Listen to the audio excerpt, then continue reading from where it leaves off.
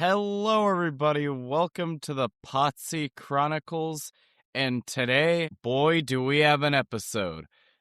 The episode that we watched today was called Guess Who's Coming to Visit. So, what a name for an episode, am I right? Yes, and before we get to that, we always like to play this game, even though you've already seen the episode, of when you hear the title, what you think it will be about.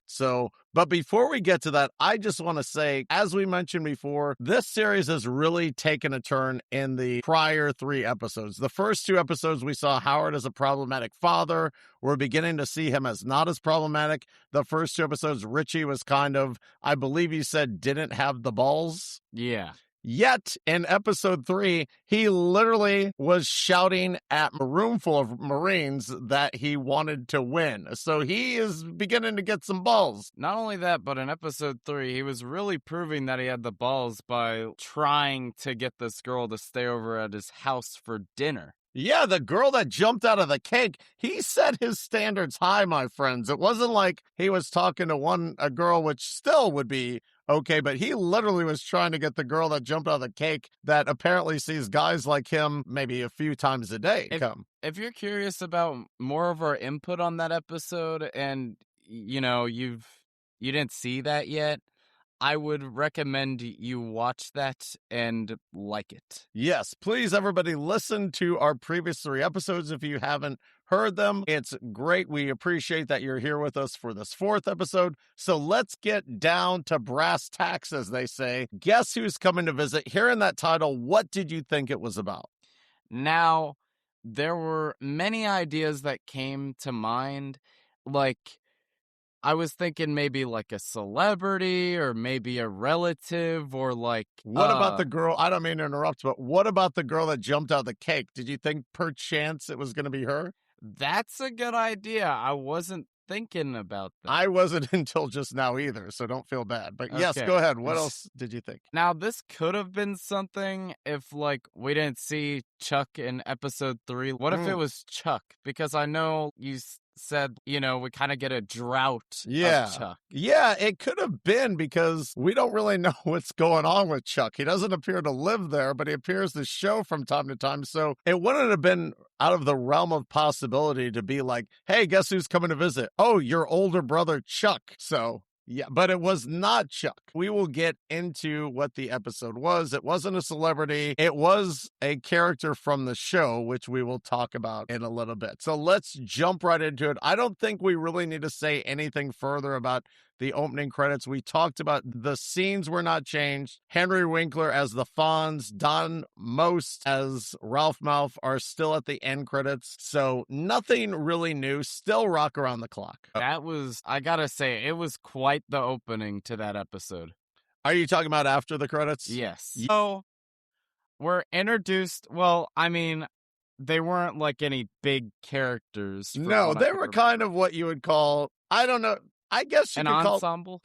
You could call these 2 extras, I think, because they had no speaking lines, but they were not like background extras. They were certainly in the front extras. Okay, so basically what they did is we're introduced to them just like sitting in a car. Yes. And the man grabs a fry.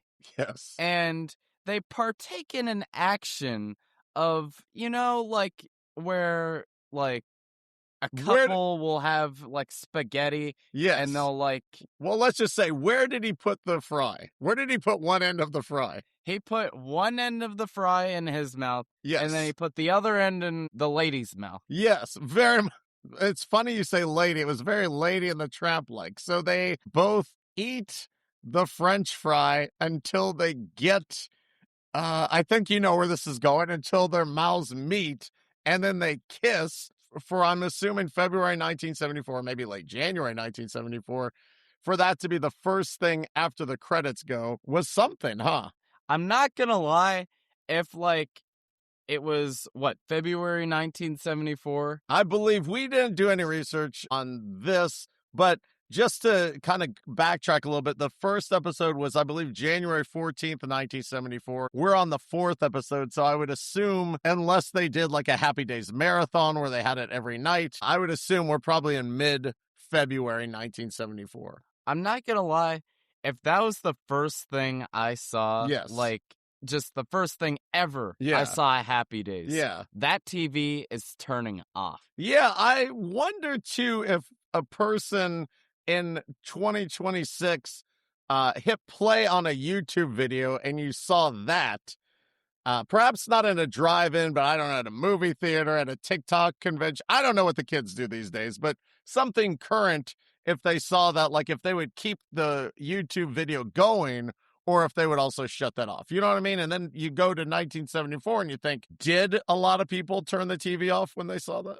I mean, honestly, I probably would have turned it off now if, like, I didn't know what Happy Days was right now. And then after they do that, the guy puts the French fry in his mouth, and then does he like take it away and go, haha, like when the lady tries to put it in her mouth? I feel like he put the end in his mouth and then he took it away quickly. Yes, and he ate it himself and he kind of did a haha, and she was like, oh, you know? And then I remember moving on from that. Yes. There was another car. Yes. And the guy accidentally squirted ketchup on the lady. That's right. Yeah. Yes, we didn't stop the kind of extra action there. I'll call it extra action because, again, I mean, that's the term I'm going to use. They didn't have any lines. They were kind of upfront, but I'm just going to say extra because, they didn't have any lines. It wasn't also, like, necessary, I guess. Yeah. So then, we go to the other one. And like you said, he just squirted ketchup on her. I feel like it was an accident. It might have been like upside down. Yeah. It wasn't like he did it and was like, haha, like the guy with the fries after he tricked the lady after kissing him. All I know is she was like really mad after that, which I don't blame her, but like. Yeah, I feel like he was trying to aim and his aim was wrong or he had it upside down and it was an accident. It wasn't like he did it on purpose and like a prank. This wasn't like Jackass Happy Days where the guy kissed the girl, then he ate the fry himself,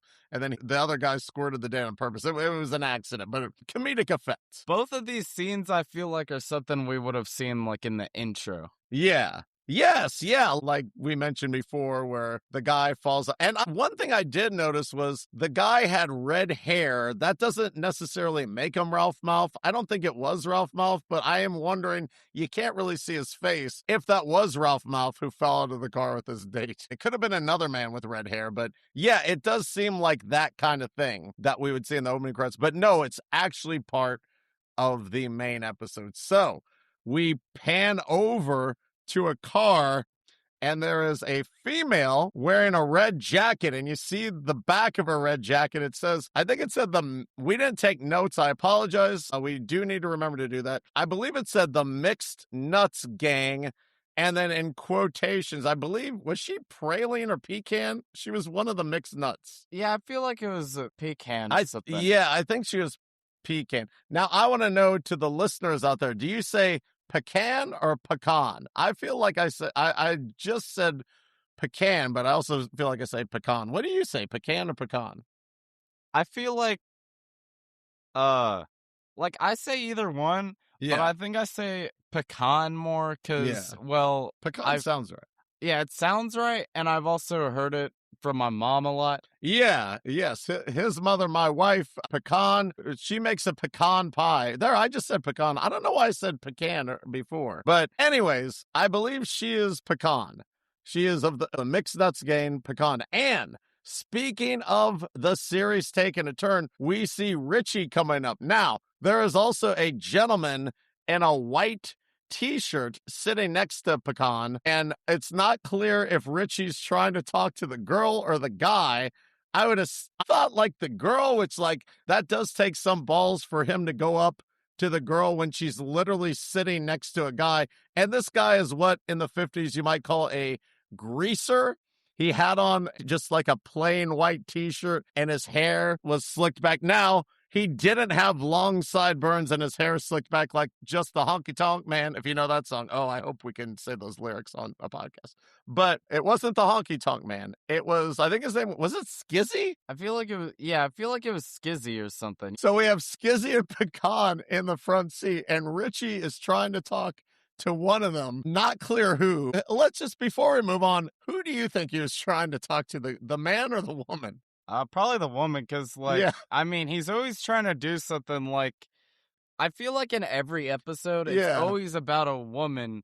Like, he's always trying to get a woman or something. Yeah, but I feel like if he was talking to that woman when she's sitting next to, like, Skizzy the greaser, like, that really takes some kind of balls that he did not have in the first. Yeah, Like, we're yeah. really getting to, like, Richie being, like, I wouldn't say Fonzie level, of course, but really having, you know, some cojones here. That man also was definitely, like, larger, I guess you could say. He was probably maybe twice the size of Richie, I would probably say. So he comes up and he's like, hey, doesn't he say, like, hey, this is a cool car? And Skizzy immediately, we don't know his name Skizzy yet. We just know his name's Skizzy because we saw the show. Skizzy immediately says, no, it's a fast car. And then Ralph Malph and the Fonz is a passenger in Ralph Malph's hot rod, which, wow. What a duo. Yeah, Ralph Malph and the Fonz, you know what? I think they should do a spinoff. I don't care that it's 40, 50 years later. A spinoff of Ralph Malph and the Fonz. I don't even mean this in a rude way. Like, Ralph Malph is an amazing character. But what I'm saying here is, like, I feel like he might be, like, the off-brand version of the Fonz. Like, when I say that, I feel like he might be the not as great as the Fonz, but he's still, like, one of the greatest characters. Well, as I've told you, I am a Ralph Malph guy through and through. Like, we couldn't call, I mean, I like the Potsie Chronicles. I like all the characters before we go down this road, but like, the Ralph Malph Chronicles probably doesn't flow as good as the Potsie Chronicles. But still, I'm a Ralph Malph guy, so I agree with you. I feel like Ralph Malph is kind of the comedic Fonz. Like, the Fonz is kind of too cool to be comedic, but like, you're right. I think Ralph Malph is like kind of the off-brand, like if the Fonz were funny and not as cool. Yeah. Yeah, so they come up, and before we talk about what the Fonz was wearing, let's talk about what Ralph Malph was wearing. He had on, it looked like, if I'm not mistaken, a page boy hat, which he wore different ones throughout the episode. So I think he's like the Fonz, he's changing his hats and outfits. And he had on like a tie that I don't even know what you would even describe it as. It looked like if you took a shoestring, but it wasn't a shoestring, and you kind of tied it in a bow around your neck and you had it kind of hanging down. That's what it was, but it was like longer than a shoestring. It certainly wasn't a shoestring. Wait, afterwards, don't they challenge them to like a drag race or something? Yes, we're definitely getting there. So going to the Fonz is wearing the kind of grayish jacket. So he's not wearing the leather jacket, he's not wearing the white jacket yet. And the Fonz actually talks here. So we did not take notes, but what happens is I believe there's some kind of verbal altercation between Ralph Malph and Skizzy, and Ralph Malph talks about how his car might be faster, something to that effect. We don't remember. We didn't take notes. We need to take a note to take notes next week. Skizzy challenges Ralph Malph to a drag race, which is illegal in the state of Wisconsin, apparently. Probably every state. I don't know much about the 50s. And it ends up somehow that the Fonz decides to drive Ralph Malph's car. I can't remember if Ralph Malph had a test. Ralph Malph's still supposed to be there, so I don't know why Ralph Malph doesn't drive. Again, we don't remember, but it ends up he's going to be racing the Fonz. And I'll tell you, the Fonz does talk quite a bit in that altercation between Skizzy and Ralph Malph. He interjects himself into the thing. So it's good to hear Fonzie talk. So then they go into Arnold's, and the first thing we see is the waitress who had quit the last week. So apparently Arnold's owner is okay with her quitting and coming back. So she goes to the table with Ralph Malph, Fonzie, and Richie, and they make some comment that they need to order something, and they ordered 3 waters or something. Something where she wasn't really happy about it. And Richie mentions how he really likes pecan. And Fonzie mentions how he used to date chestnut. So apparently the mixed nuts, the assorted nuts, they're like a girl gang in the 1950s, and they have different nuts like pecan, chestnut, maybe they have a praline, I'm not sure. Yeah, and when you're looking around this Arnold's and whatnot, you just see a bunch of these red jackets on these girls that, like, I think it said, like, assorted peanuts or something. I think it was assorted nuts, now that you mention it. Yeah, assorted nuts. And then it had something, like, in quotes. Yeah, their name. Like pecan, for example, and whatnot. So they were red jackets. That's all said is sort of nuts. And there were like a ton of them. So it was a big girl gang. She tells everyone how he likes pecan, and they're like, hey, go talk to Pecan. So he goes and he gets up to talk to Pecan, and apparently she's in a class with Richie because he goes up and he's like, hey, aren't we in some class? And then he's like, don't you like eat a lot of tuna fish sandwich? Which like kind of seems creepy that he would know exactly what she eats every day. Didn't you find that? I mean, yeah. Here's what I'm kind of confused about, though. Like, Yeah. or maybe, well, he's like, actually, do you think he might be like stalking her or something? I 'Cause, think like, so, because how would you know that someone eats tuna fish sandwiches every day? first of all, he knows that she's eating tuna fish Yeah. tuna fish sandwiches, right? Yeah. Every day. Yeah. And then also, he knows exactly where to find her at that. Remember, like, in the beginning of the episode, Yeah. he goes up to her Yeah. and he knows exactly where to find her. Yeah. So it is something. And apparently, I don't know if Skizzy and Pecan are an item. They sure do appear to be, but Richie doesn't seem to care because he's still trying. And then she mentions like, oh yeah, I eat tuna fish sandwiches because it's supposed to make my hair smooth. Then she's like, feel my hair. So of course, Richie, knowing Richie like we do, he does feel her hair. And guess who shows up as he's feeling her hair? Skizzy shows up. And he's like, hey, what are you doing with those hands?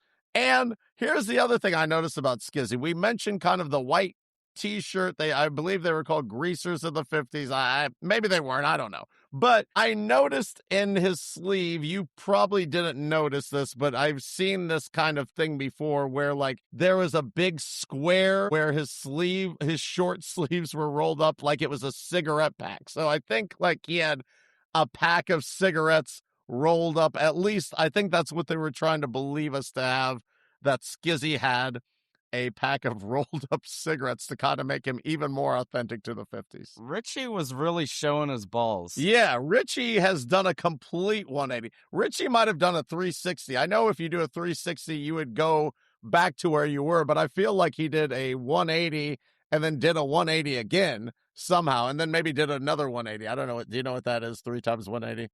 I don't know. But Richie, yes, really like to be feeling that lady's hair when Skizzy comes up. Wow. 540, I believe. 500. He did a 540. So yes, Richie is something else. Also, so while that's going on, I remember Skizzy says something like, oh, well, first you go touching my car, and now you're touching my girl's hair. That's right. Yes. So Skizzy's getting really mad because Richie is just taking liberties with his hands. He's touching the car, touching his lady's hair. So I'm surprised Skizzy didn't really just beat up Richie now that I think about it. Do you know what I mean? He's like more concerned with the drag race with the Fonz and Ralph Malph for just saying his car isn't fast, yet Richie's touching everything that Skizzy owns, and Skizzy is just letting it slide. Yeah, it's kind of like, you think he'd have more of a rivalry with, like, Richie. Yeah. Like, yeah. Richie's literally, like, putting his hands on everything he loves. Yeah. What Skizzy has, Richie wants, and yet he's more concerned with drag racing Fonzie. Which, it's also like, why are you so concerned? I mean, I'd be concerned if I was going against the Fonz, but, like, why would you even do that in the first place against the Fonz? Yes. I think, too, that if I'm not mistaken, that Skizzy, when he realized that he'd be going up against the Fonz and Ralph Malph, like, I feel like he did some kind of, like, look or did something where, like, he knew that was not good, but, like, he also had to keep it together. Like, he couldn't just get out of there. Because I think, if I'm not mistaken, kind of going back, the Fonz said, like, what are you, chicken? And Skizzy was like, oh, I'm not like, that seems like is the worst insult. You can put your hands on Skizzy's girlfriend, but calling Skizzy chicken is like the worst thing that you could do, because he's like, I'm not chicken, I'm gonna race you, Fonz.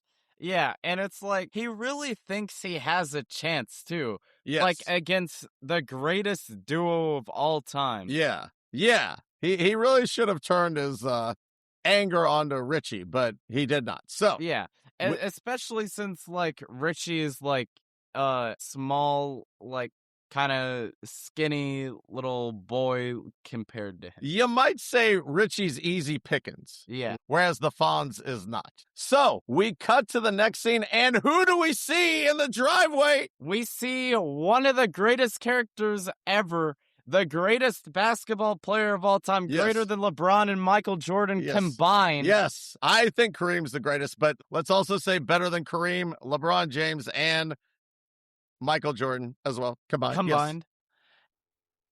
Chuck Cunningham. Yes, Chuck Cunningham is playing basketball. Before we dive into this, have we ever seen Chuck without a basketball? Actually, I don't know. Like, going back to LeBron James, I've seen LeBron James many times without a basketball. You know, some say the greatest of all time. He's been without a basketball, yet the 3 times we've seen Chuck, he's always had a basketball, I believe. I don't even know if I've seen LeBron with a basketball. Yeah, and yet here's Chuck with a basketball. So he's playing with Richie, and as we see them, they've got kind of a hoop on the garage door, like one of those really old school. Of course, it's old school. It's the 1950s, but a hoop over the garage. We see Joni, for some reason, twirling a baton in the garage as they're playing basketball right in front of her. You want to know what I just realized? What's that, sir? They need to have a Space Jam 3 with Chuck Cunningham. That would be great. Yes. I wonder if I haven't even researched the actor's name, but I wonder if the actor is available to do that. Would you want to have the original actor or would you recast Chuck? I don't know how we can recast Chuck. But what would you do? As long as it's Chuck, yes, I'm good. I need to see Chuck Cunningham next to Bugs Bunny. Yeah, that would be something else. Yeah, that would sure would be something. So Joni's trolling Richie and Chuck are going at it. Chuck is just demolishing Richie, as you would think. And then during one of the things, Joni drops her baton and it almost permanently injures Chuck. Like, Chuck's like, hey, you're messing up my layup. So I was like, oh, God, is this going to be how they write out Chuck? Please don't write out Chuck in the 4th episode. But it kind of really didn't have anything to do with anything. Maybe it was just showing that Joni really needs more practice on the baton. Then they continue to keep on playing. Yes. And Chuck ends up beating him, right? Yes. Before we get to that, I believe Potsie shows up before the game is over. Is that? Oh, am I not mistaken? So we'll get to Chuck beating him, but Potsie shows up and they're playing and Potsie's all dressed up and they're like, why are you so dressed up, Potsie? And he says, well, my dad won a trip to Atlantic City, so I had to go to the airport, which now is crazy. Like, you see people wearing Elmo pajama bottoms in the airport, and Potsie is all dressed up just to go to the airport. Yeah. So Potsie's all dressed up with no place to go. Richie and Chuck finish their game. Chuck, of course, wins. And Potsie says, what was the score? And Richie said 20-14. And Potsie's like, wow, you got 14 points. That isn't bad. And Richie's like, well, Chuck gave me the 14 points before we even started. So Chuck demolished him. Man, that was generous. Yes. And then Potsie starts talking about how whenever he's over, his dad is always washing his hands. Yeah, I'm wondering why that is. So I think we kind of skipped over the important part too. Potsie is actually who's coming to visit. I think since his dad and apparently I would assume his mother are in Atlantic City, Potsie is the one visiting. And yeah, he's worried about Howard washing his hands all the time, here's what I'm wondering. Is it A, he thinks Potsie's dirty, so he just needs to continue to wash his hands? Or is it B, oh, I'm going to leave the room so I can wash my hands so I don't have to see Potsie? But then if he's only washing his hands, he's only leaving for a minute at a time. Here's what confuses me. Yes. Potsie seems like he's a very close family friend. Yeah. So it's you think he'd trust him enough to not wash his hands all the time. What do you think it is? Do you think he thinks Potsie's dirty? Do you think he just wants to get away from Potsie? Do you think he just has a nervous tick whenever he sees Potsie that does it, or why do you think he's washing his hands? Because that is kind of Maybe. odd. I mean, I guess he could still be like a close family friend and he could know him way too well to like where he knows that he's always dirty or something. Yeah, it could be. But Potsie's all dressed up, so Yeah. I'm really not sure. So Potsie hasn't apparently packed it because he's like, oh, I got to go pack. Because apparently, who knows how long he's staying. I don't know how long his mom and dad, presumably his mom. They don't say his mom. They say his dad. They might have said his mom. I don't know. Potsie has to go pack for his big visit to the Cunningham house. Joni, I believe, drops her baton again and then takes the basketball from Richie and sinks a basket and says that she'd rather be a basketball player than a baton. So apparently the basketball gene skipped Richie, definitely hit Chuck, the greatest of all time, and then goes straight to Joni. Chuck might have like not a lot of competition, but like maybe the slightest competition because of that. The very, very like slightest. The not the most ever, but like just, you might say Chuck is LeBron James and maybe Joni's Luka. yeah. Yeah, something like that. So Like it's just a sliver of competition. yeah. So that happens. We cut to Richie's room. Here's one thing I noticed about Richie's room. I wonder if Richie is a thief. Because did you notice all those signs? Again, I don't know anything about the 1950s. Maybe they sold these at a novelty store. I don't know if they even had novelty stores in the 1950s. I don't even know if they had stores in the 1950s, but there's signs everywhere. And like one said, wash your trucks at the truck stop. And I'm thinking, that looks like a truck stop sign. How does Richie have that? Like, is he a thief? Or did he buy that at a novelty store in the 1950s? Did you notice that in his room? Yeah, I didn't. I never really noticed that, but that's a good point you bring. I Yeah. mean, like, is he just going around town and just like how?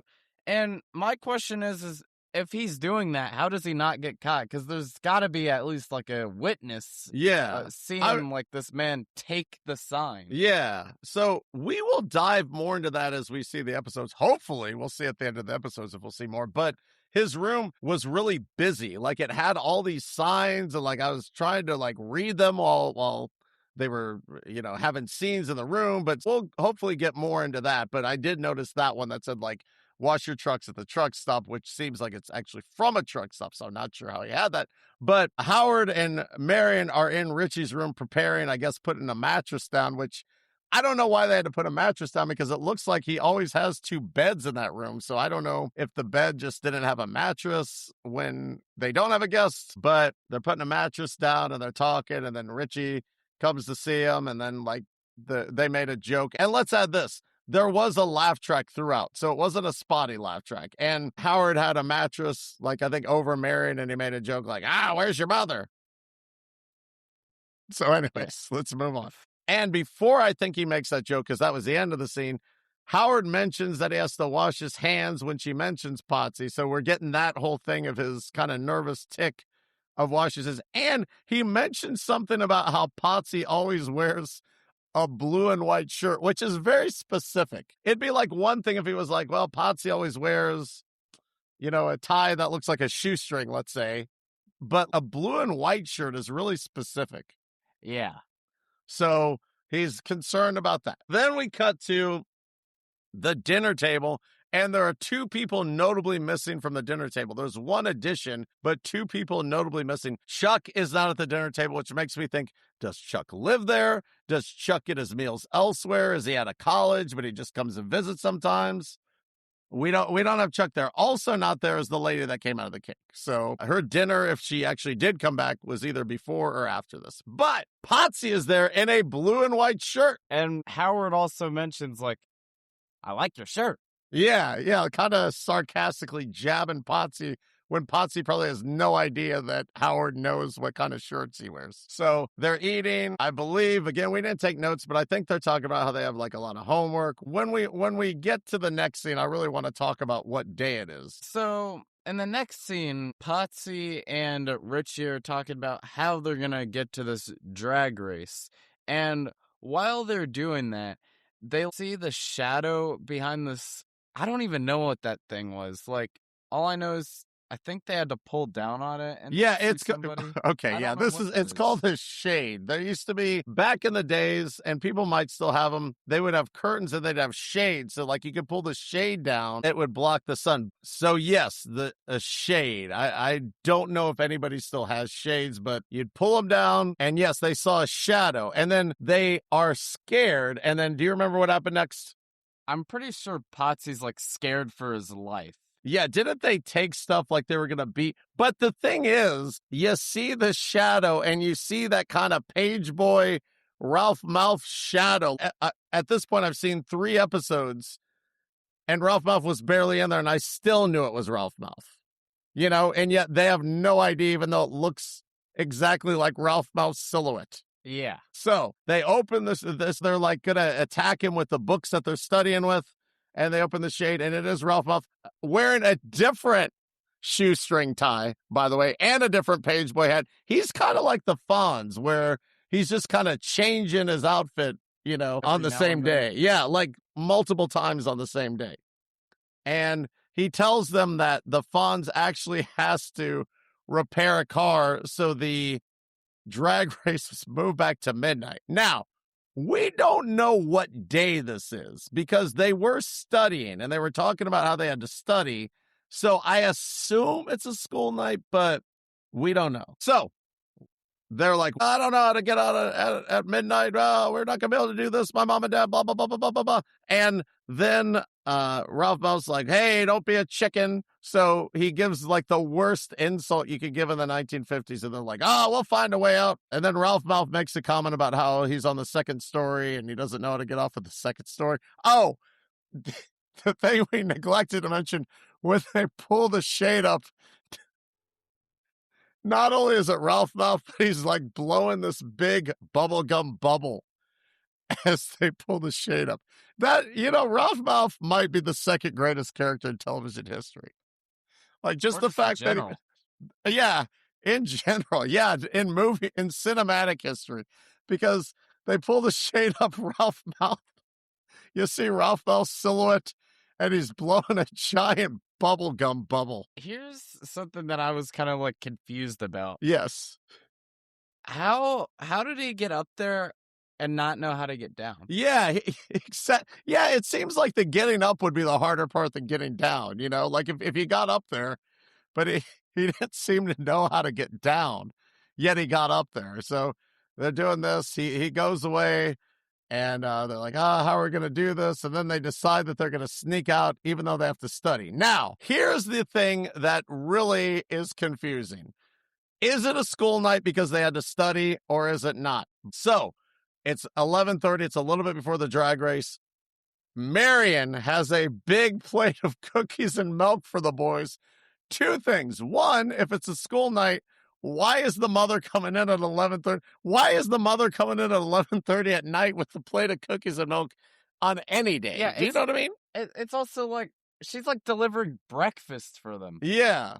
Yeah, so she's got this giant plate of cookies and milk coming in at 11:30 at night, and then she's like, oh, the boys are gone. So she runs to Howard, who's in the bathroom, and tells Howard, and then Joni comes out with all this commotion, and she's telling Howard, we got to find the boys. We got to find the boys. And did Joni know there was a drag race, or how did they figure this out? I think she like told them that, oh yeah, they're at this drag race. Yes. And here's the thing, right? When the mom is all concerned about like where the boys are at, Howard, she's like, we got to find them. And then Howard's just like, yeah, just give me a minute. Yeah. You think he'd be more concerned? I mean, I'm going to kind of let it slide on this because who knows? You know, Howard was in the bathroom.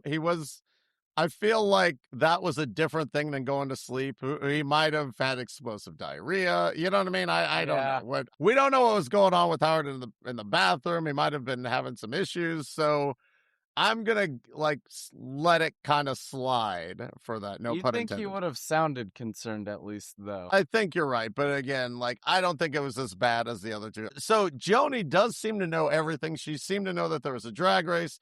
And I think even Marion was like, drag races are illegal in the state.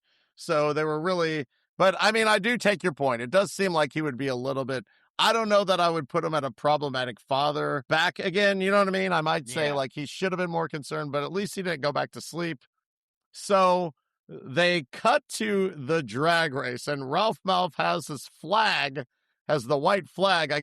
It is odd that you'd wave a white flag at the beginning of a race. Maybe they didn't have a checkered flag. I don't know. So we drive up to the drag race, and Skizzy and Pecan are in the car. Is it Pecan in the car, or is she not in the car? I don't even feel remember. like she is. Let's say she is. And then Fonzie is not there because I guess maybe his car repair might be going a little late, which here's one thing I wonder, like, why is he repairing cars so late? Yeah, I don't know. Does it have normal business hours? Anyway, all kinds of things are going in the 50s. Getting milk at cookies at 11:30, fixing cars. So Ralph is there with a white flag, which seems really odd that he's waving a white flag and not a checkered flag. Maybe they didn't have a checkered flag. Like, white flag is like a surrender flag, but maybe he's surrendering for the Fonz. I don't know. I don't think he'd be surrendering for the Fonz. But maybe he's like implying to them that they should surrender. Yes, exactly. What did Skizzy say? Didn't he say something? I believe he was saying, like, why isn't he here right now? Is he too chicken? Yeah. So, and of course, the Fonz is no chicken. And again, apparently that's the worst insult you could say at this time. So I believe, doesn't the Fonz drive up next? Like they defend the Fonz's honor, and then does he drive up? Yeah, he drives up and in Ralph Malph's car, which we don't know how Ralph Malph got there. Yeah. Wait, that's a good point. How did he get there? Did he walk there? Yeah, I don't know. Kind of like we don't know how Potsie got home if you listen to our episode from last week. There needs to be like two, like, I don't know if you'd call them spinoffs. Yeah. Or what. Yes. But there needs to be like two movies or some sort of film. Yeah. To like explain how Potsie got back home. Yeah. And Ralph Malph got in that. Got to the drag race with the flag. Yeah. Whose flag is this? Whose big giant white drag racing flag is this? So did he have to carry that the whole way there? I guess so. I mean, Fonzie sure didn't put it in his trunks. So yeah, Fonzie drives up. They might have said something. I don't know. But then Ralph Malph is ready to count him down. And then Skizzy's like, whoa. I don't trust him, which he's literally waving a flag. How is he going to cheat? Do you know what I mean? What's he going to say? 1, 2, 3, go Fonz. Even if he says that, like anybody could say that, you know? Yeah. So Skizzy is very uneasy about Ralph Malph starting the race, cheating. Wouldn't it be Fonzie that would cheat?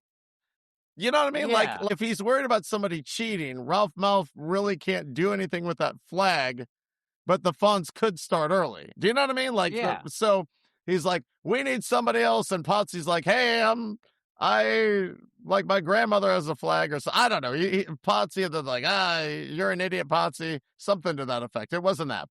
And then they decide Richie should wave the flag. And here's the thing I'm wondering. Skizzy's like, I'm all right with it. But wait, dude, this is the guy that touched your girlfriend's hair and touched your car, and you're okay with him, but not Ralph Malph? Yeah. If anything, like, I don't even think you'd want to look at Richie, or else you'd want to rip his limbs apart. You know? Yeah. But he's cool with Richie starring the race. Wait, let's go back a little bit. Didn't at some point, either at the dinner table, let's go back to the dinner table, didn't Joni or Howard call Potsie a nerd? I feel like someone called Potsie a nerd. I can't remember. Which I'm just saying, like, I didn't think they had that terminology in the 50s. I didn't even think they had it in the 70s, but I know that the word nerd was used in this particular episode. It might have been about Potsie. It might have been about Fonzie calling someone a nerd. I don't know, but I just was surprised to hear it in 1974, much less the 1950s. So anyways, Richie has the white flag. He's going to wave it. And everybody, guess who pulls up as he's waving the white flag? Howard Cunningham. As soon as Howard pulls up, all hell is upon everybody. Howard grabs the white flag from Richie and goes, "What are you doing, Richie?" And then the cops pull up. Yes, probably like 2 or 3 cop cars? Yeah, there were quite a bit. I do remember that. There were at least 2 cop cars. And here's what I'm wondering, like, who ratted out these people to the cops? Like, was there an anonymous tip line for the cops about drag racing? Because as you remember, they talk about how drag racing is illegal. So this is illegal, but how did the cops know that Skizzy and Fonzie were drag racing in this area at this time? Do you know what I mean? Yeah. So they come out there like telling everyone they're shutting it down. And then they notice that Howard has the white flag. So they assume that he's like the ringleader of all of this somehow. They know that they're really mad at Howard. Yeah, they're more mad at Howard for having the white flag. I guess maybe also because he's older and he should know better, thinking that he's part of it, than they are at Fonzie and Skizzy for actually wanting to drag race. I can't remember if it was as soon as he saw the cops or not. I forgot to take notes. Yes. But I do remember Fonzie just drove off. He was like not dealing with all that.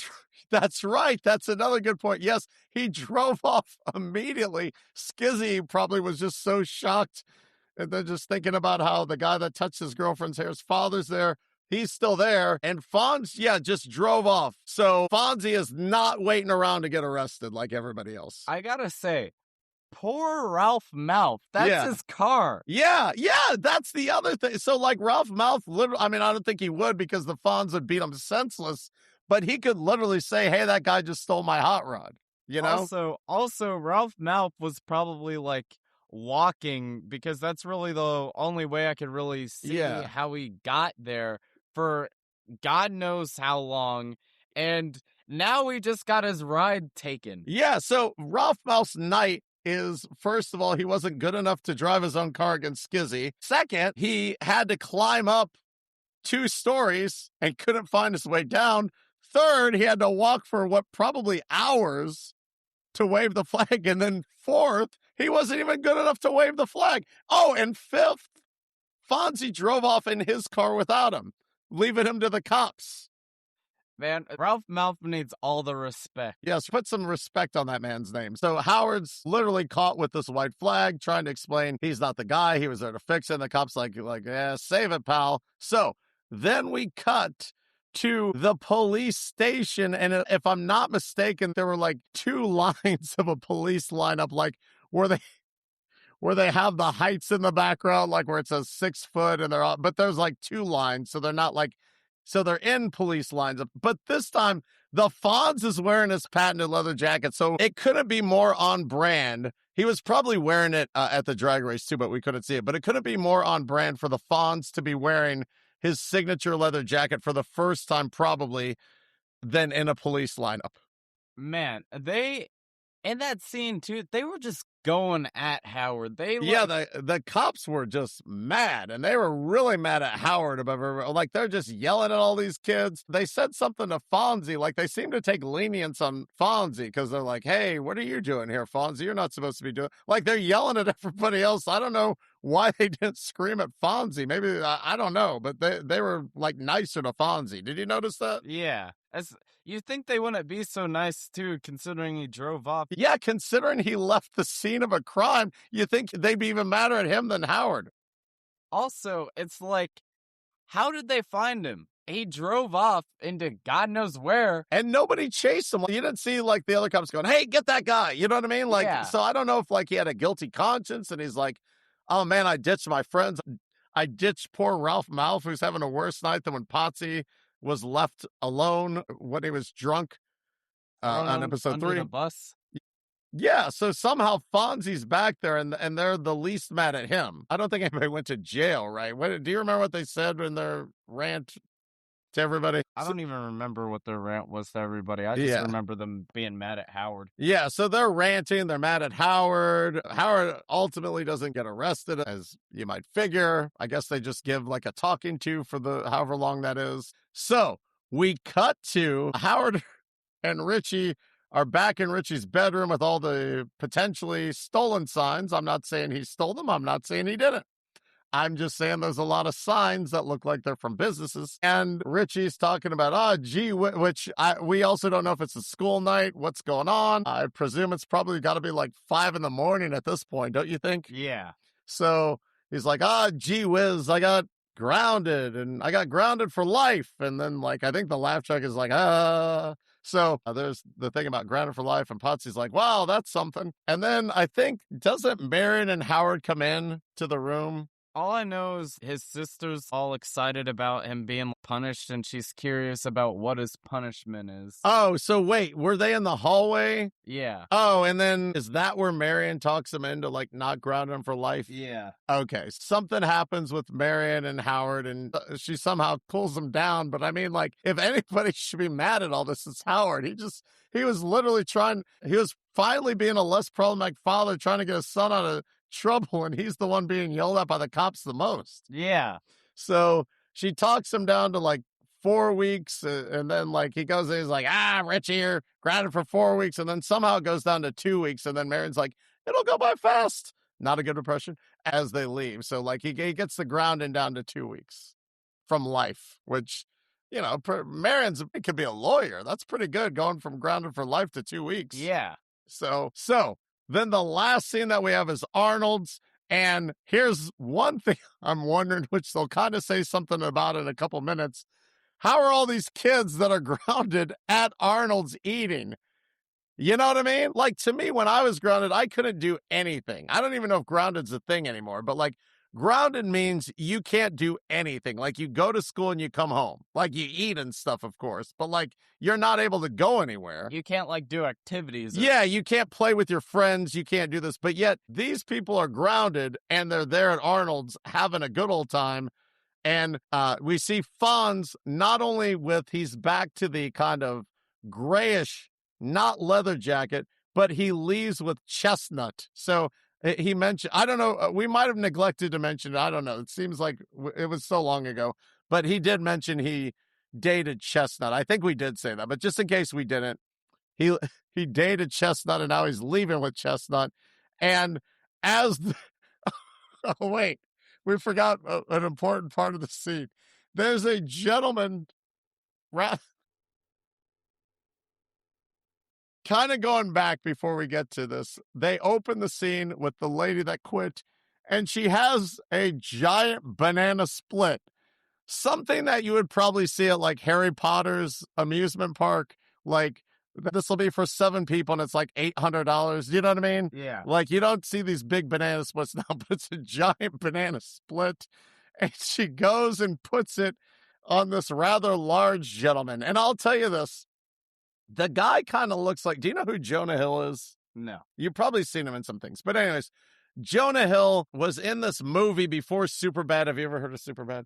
I've heard of Superbad. Okay, well, we'll talk about it later. It was kind of like before Superbad when Jonah Hill first started. He was in this movie, and it kind of looked like a taller, bigger version of Jonah Hill, where he had these glasses, and I think it was a movie about somebody was getting. Jonah Hill wasn't the star, but he was like one of the actors in there, a supporting cast member. And somebody was going to college. Anyways, it was Jonah Hill from that movie. He looked but he was like taller and bigger than Jonah Hill, but he looked just like Jonah Hill from that movie. Anyways, he gets this gigantic banana split. Don't you think that kind of looks like? Wait, who's that? Okay. It's Derek from Stranger Things. He does kind of look like my son just showed me a picture of somebody. I know you can't see because it's a podcast, but yes, Derek from Stranger Things. He also kind of looked like that too. So it could have been like a grown-up version. Yeah. So let's just say, yeah, because he was kind of like, I would assume he was supposed to be in high school. But let's just say this. You can watch the episode and see for yourself.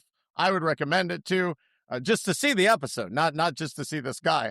But it just was this large gentleman, and he's eating this giant banana split that would be like a novelty banana split nowadays and cost you probably a house payment. So the waitress that quit puts it down. Then we cut to everybody that is grounded for some reason is at Arnold's. Again, going back to that, like, I don't know how, if they're grounded, they're at Arnold's, but they're talking about stuff. And then somebody comes up and is like, hey, everybody that's grounded, it's almost 5:30. So apparently they're only grounded at 5:30, which doesn't seem like a bad grounded. Do you know what I mean? Yeah, because like, and especially if it's just for like 2 weeks. Yeah, 2 weeks of just having to come home at 5:30. Like, I guess since Arnold's, if you go back to one of our other episodes, since Arnold's is open at all hours, I guess maybe that is punishment that they have to come back at 5:30. But yeah, so everybody leaves, but 2 people And then a song comes on the radio, and our streak of hound dog ends.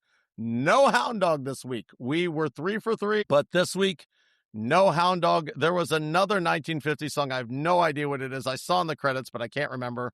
And I've never, I might have heard it, but I don't know. But anyways, there's another 1950 song. It's kind of like a slow song plays. Everybody leaves. We have the gentleman with this gigantic, let's just say this large fella with his gigantic banana split. Then they cut to a girl on the other side of the restaurant who, I don't know, like she just seemed kind of normal, didn't you think? Yeah. But she had glasses on, so I don't know if they were trying to like make some kind of thing like, well, this girl has glasses, so no one wants to date her. That would be very cruel. And they like cut to him looking at her. Then they cut to her looking back. He kind of smiles. She kind of smiles back. Then they both get up and they slow dance. He leaves his banana split to slow dance with this girl to this 1950 song, and then we're out. That's the end. So let's backtrack a little bit. Our first scene is Richie trying to get a girl out of a hot rod that already has a man, and we end with a large gentleman's slow that we've never seen before, probably will never seen again, leaving his banana split to dance with a girl. Which one was better? The beginning scene with the guy with the fryer? Oh, I totally forgot about that. Let's go back. We begin. Our first scene wasn't even Richie. Yes. Thank you for reminding me. Our first scene was a man putting a fry in his mouth, and then the other end of the fry and the girl until they kiss. And like, it wasn't just a little peck. Let's just say that. That was a kiss. Do you know what I mean? For 1974, that was a kiss. So that was the beginning scene. And then we end with, which we'll probably never see them again, maybe as extras. And then our last scene, we end with the large gentleman and the lady dancing. Which scene was better? Wow. I don't know. I feel like they were trying, I could be wrong, but I feel like they were trying to laugh at the gentleman at the end. Do you know what I mean? Like, hey, he's got a big banana. If you were to watch a scene a million times, yeah. like if I had to watch one of those a million times, okay, let's say this, a million times. I don't know that I'd want to see the fry scene a million times, but it also was faster. So, like, it would be done sooner. Do you know what I mean? Yeah. Whereas, like, that was kind of a long, drawn-out thing. Hey, I'm looking at her. She's looking at me. We got this song. I'd have to hear that song a million times.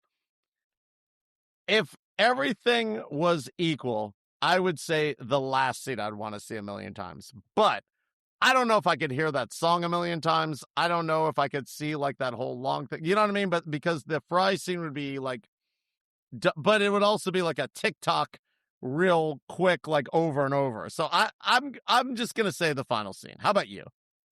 I'd probably go with the first scene. Really? Why? Tell me more. I mean, well, if they're both equal, I guess. Like, Yeah. I don't believe there was a. It might have been the Happy Days theme song, maybe. I think. Oh, you know what? Can I change my answer? Yes. That's right, because when they come in, they're actually playing the Happy Days theme. So I would prefer that. Now, does it cut off after they kiss, or does it cut off kind of after he does the trick? If you have to watch it, you know, where he tricks the lady. I think it still goes on until it gets to Richie, I believe. So you'd have to watch the scene until it gets to Richie. Yeah, I guess so. Yeah. Okay. Yeah, I'd take that first scene then. Yeah, because hearing the Happy Days song a million times I can do. I don't think I could hear that slow song a million times. Yeah. And I would definitely get tired of it. Yeah, so I'm changing my vote. You talked me into to the first scene. So yes. So and then we cut to the closing credits. We still have Henry Winkler and Joni are still, and Ralph Malph is in the closing credits. So not in the opening credits yet. So yes. That's the show. Is there anything we missed? Not that I can think of. Okay. Are there any thoughts that you have of that particular episode or any of the progressions that you've now seen 4 episodes of Happy Days? Well, okay. So, Ralph Malph has a 2 into record now for hickeys. Well, yeah, but he did not mention hickeys in episode 3 or 4, right? Yeah. So that streak's broken. Yeah. So Hound Dog is broken. Ralph Malph's hickey streak is also broken. We have Horrible Howard or Helpful Howard. How would you label Howard in this episode? I'm going to say on the helpful side, but definitely not as much as episode 3. Yeah. Yeah, he was, considering, go back and listen to that, please, if you haven't already.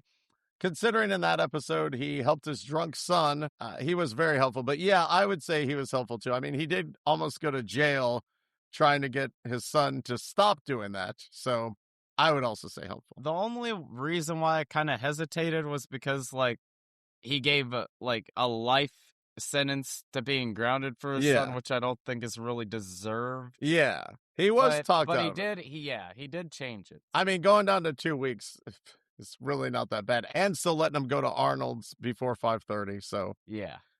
Any other general thoughts on Happy Days so far? 4 episodes in. Not that I could think of. Okay, so that wraps up this episode of Happy Days. So there are 6 episodes in the first season, and we just watched season 1, episode 4.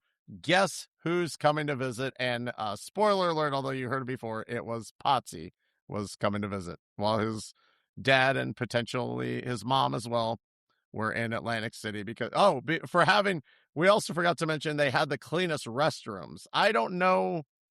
Did they mention what Potsie's father does? We know Ralph Malph has a department store without a mannequin. We know Howard has a hardware store. I'm assuming Potsie's parents, seems like a lot of the parents have stores. Yeah, own weren't stores they restroom cleaners or something? I don't know, but I thought he said they had the cleanest restroom, but do you think, so it would seem like they have an establishment that had the cleanest restroom. Yeah. So I don't know. We don't know what the establishment is. He might have said, I don't know. So that ends this episode.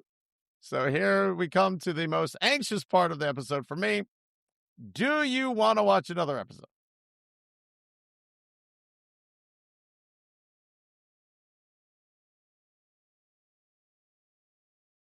Yes.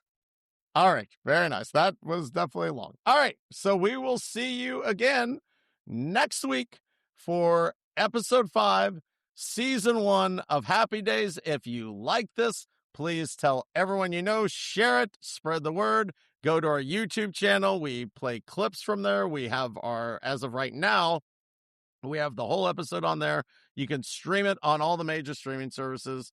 Please spread the word, like it, subscribe, leave us a nice review. If you didn't like it, please keep it to yourself. Thank you very much. What's Happy Days?